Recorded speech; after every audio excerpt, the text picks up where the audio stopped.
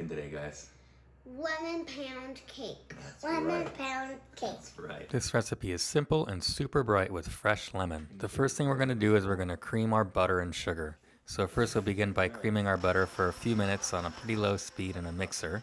And then we're going to add our sugar in slowly. We'll just keep mixing this for a few more minutes until the butter and the sugar becomes nice and light and fluffy. Then we'll add our eggs one at a time very slowly to this mix. Once the eggs are added, we're going to add our vanilla, our fresh lemon juice, our fresh lemon zest, and some sour cream. We're then going to blend this up for a few minutes until that becomes fully incorporated. Then we're going to add our dry ingredients. So we'll start with our salt, and then our baking powder, and then our flour. And we'll just lightly mix this until it's all incorporated and come together. You really don't want to overmix it. My kids believe in constantly taste testing whenever it's sugar and butter involved. And this starts at a very young age, as you can see. Now we're going to transfer the batter into a pre-buttered 9x5 dish, put it in a 350-degree oven, and we're going to cook this for 50 to 60 minutes in the oven.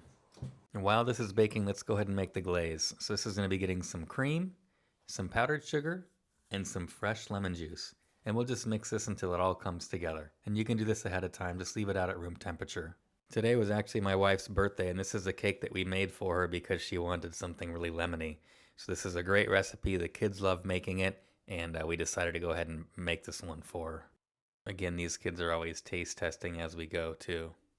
Once the pound cake is done, we'll go ahead and pull it from the oven. We'll let it cool at room temperature for about an hour. You want to make sure that it cools down a little bit before you drizzle the glaze over it, just so it sticks on the top.